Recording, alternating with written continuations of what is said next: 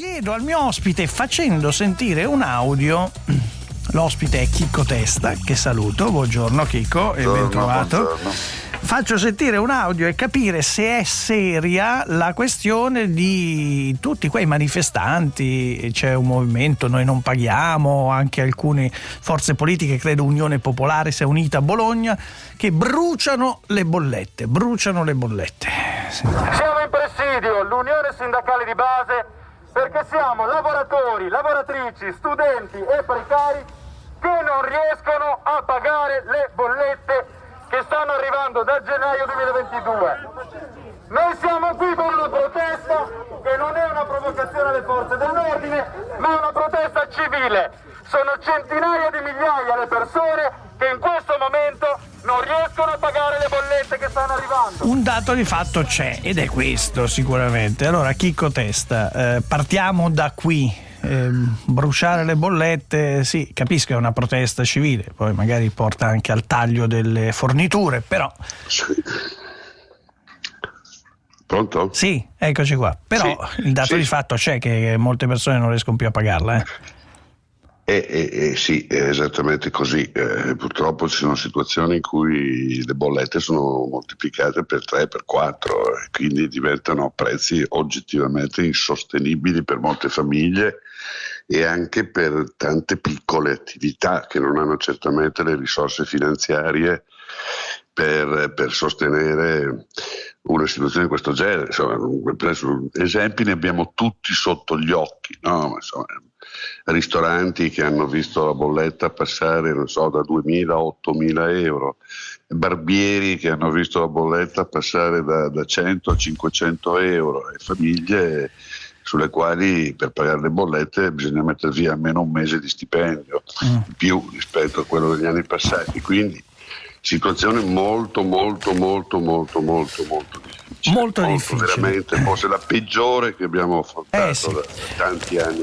Allora, si dice, Chicco Testa, adesso l'approvvigionamento del gas russo è sceso credo al 10% italiano. Sì, che cambia un po' ogni giorno, dipende da quello che succede. Quindi in teoria questo famoso distacco dalla dipendenza energetica russa, certo non sarà facile, però prima o poi, se lo si persegue politicamente, ci sarà. Perché allora, anche se con questo 10% in meno, se viene bloccato come è bloccato in questo momento, rischiamo, il Corriere dice, a febbraio con un inverno freddo di aver finito tutte le scorte e rimanere senza energia? Sì, noi dobbiamo fronteggiare due rischi. Uno, ne abbiamo già brevemente parlato, è il rischio prezzo, cioè il fatto che l'energia costa molto di più rispetto a un anno fa, e il secondo rischio quantità, no? È stato fatto un piano di emergenza, sono stati riempiti i serbatoi, no? Gli stoccaggi si chiamano tecnicamente, ma questo piano prevede che una certa quantità di gas russo per questo inverno continui ad arrivare, no?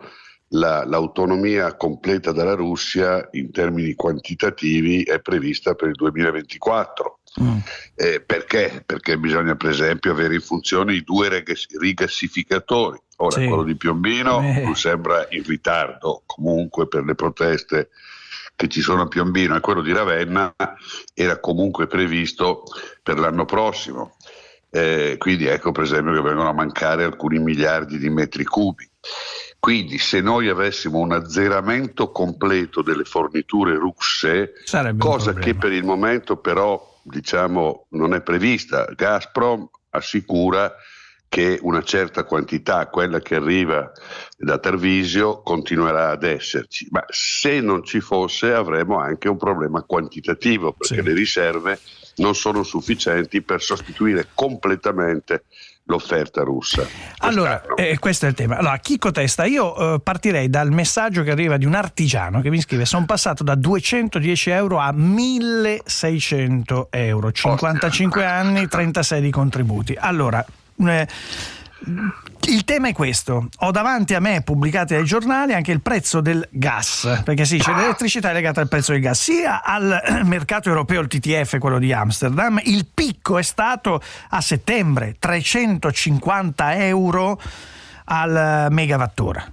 Adesso il prezzo del gas rispetto a quel 350 euro del 25 settembre è a 160, 170. Cioè è molto meno. No, per carità, so che poi la questione si sposta nei mesi, no? Lo vedremo almeno nei prossimi mesi, la bolletta minore rispetto a quella attuale? Questa è la domanda. Ma dunque sì, però dipende che termine di paragone hai, perché quei 160 sono comunque svariate volte di più di quello che avevamo, di 160 che tu citi positivamente, sì, rispetto un anno a 350, un anno fa era 50 euro, esatto, capito, quindi stiamo parlando sempre di 3-4 volte. No, capito, però le bollette attuali saranno parametrate al prezzo del gas a 350 euro. Per prendere il caso dell'artigiano, sai, dipende da che tipo di contratto avevi, da quando ti è stato fatturato quella bolletta. Sì, certo, in questo momento abbiamo un raffreddamento rispetto alle punte eccessive che tu hai detto, però appunto, ripeto, per esempio molti non si sono ancora accorti perché avevano dei contratti a prezzo fisso. Sì. Che stanno via via terminando, e quindi a quel punto vai sul mercato e ti rendi conto che le cose sono molto molto cambiate, quindi insomma, comunque rimane un prezzo dell'energia, diciamo, insostenibile per l'economia italiana e per buona parte dell'economia europea, perché le famiglie hanno poca flessibilità, no? A parte mettersi il maglione, diciamo così, abbassare il riscaldamento, spegnere le luci e fare tutte quelle robe che sappiamo. Le imprese hanno un altro problema, una buona parte delle imprese italiane, che devono competere sui mercati internazionali. Ma infatti qui la domanda che mi sorge è questa, scusa se ti interrompo. Si dice spegnete le luci, spegnete anche i LED del computer per risparmiare, va bene, ma vogliamo mettere quanto è il costo e l'utilizzo energetico di un'azienda energivora che deve tenere aperti i forni, accesi i forni, rispetto al risparmio che può esserci spegnendo i LED di un computer di casa? Cioè, ma certo, non c'è dubbio, sono ordini di grandezza completamente diversi, diciamo. Le famiglie quello che possono fare probabilmente è riuscire a risparmiare un 10, 15, forse 20% dell'energia elettrica e termica, perché poi c'è il problema del riscaldamento che adesso soprattutto al nord diventa la parte più consistente della spesa. Per le imprese, come stavo dicendo, la questione è molto più complicata, perché poi devi vendere sui mercati internazionali e vendere magari contro paesi che hanno un costo dell'energia. Oggi si calcola che negli Stati Uniti il prezzo dell'energia sia 1/10 rispetto al costo dell'energia italiana. Quindi ha fatto bene la Germania. Questo, lo so che è scomoda questa posizione detta da tutti, però la Germania, come sul Covid, come su altre situazioni, come qualcuno dice sui migranti, siamo tutti europei, poi sui migranti teneteveli voi. Sull'energia noi abbiamo 200 miliardi, noi li mettiamo, salviamo le nostre imprese e voi arrangiatevi. Sai, la Germania dice: ma voi italiani avete già messo una 60 di miliardi a sostegno delle vostre imprese, no? Noi ne mettiamo 200 perché sì, poi hanno chiarito. Sì, ne hanno un po' di più. Sì. Adesso lo riprendiamo. È andata un attimo via una comunicazione, ma ci senti, Chicco Testa? Vabbè, è andata via la comunicazione, stava parlando della questione della Germania. Ricordo, non ho detto prima, Chicco Testa è presidente di Assoambiente, l'associazione imprese dei servizi ambientali. Ci senti, Chicco? No, problemi di rete nostra, così mi dicono. Buon compleanno Radio 24. Va bene. E allora dai, e cosa dobbiamo fare? Leonardo Manera sta lì. Ma Leonardo, tu vuoi entrare? Dopo. Fa segni. No, dice adesso entra, faccio una cronaca in diretta, prende la borsa e devo dire adesso lentopede, cioè non si può dire che non sia lentopede. Abbiamo recuperato Chicco Testa, eccoci. Forse eccoci. Dicevi della Germania, sì.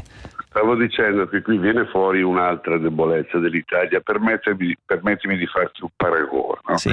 Se tu sei un individuo che, diciamo, ha una gamba azzoppata e l'altra che non funziona tanto bene, fin quando stiamo tutti al bar a prendere il caffè, a fumarci una sigaretta, nessuno se ne accorge, no?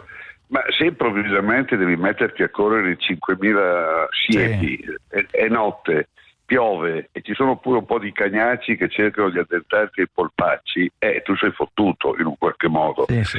E noi con il debito che abbiamo purtroppo siamo in una condizione di debolezza strutturale, perché noi i 200 miliardi della Germania, anche se volessimo, non possiamo mai metterli sul tavolo. Ma io non ho capito se da parte tua c'è una reprimenda a Berlino dicendo ma così non si fa. Cioè non si corre da soli, uso la tua metafora, non si corre da soli via, si prende quello zoppo, si mette sulla spalla e si dice dai che forse ce la facciamo a salvarci in due, magari saremo un po' più lenti. No, una reprimenda c'è. Ovviamente però anche, la Germania dice ma guardate che io stiamo facendo quello che avete fatto anche voi, capisci?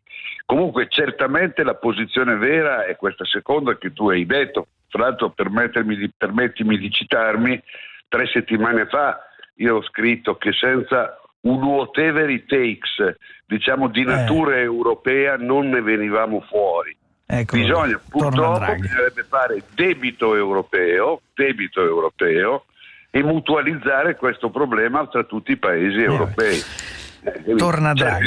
I tedeschi si sono anche un po' stufati. Sì, ma infatti. Perché poi voi italiani che cosa fate? Aumentate l'età pensionabile, date il reddito cittadinanza e tutte queste belle cose, e poi quando c'è un momento di difficoltà chiedete a noi di garantire il vostro debito. Sì, ma è chiaro che visto dal punto di vista tedesco e visto dal punto di vista italiano ha proprio, come dire, una duplice almeno dicono italiani, mettete a posto un pochino i vostri conti, perché se con questi soldi voi continuate a elargire bonus di ogni tipo e genere, va mica bene. Va bene, grazie Chico Testa, ci sentiamo presto, presidente di Assambiente.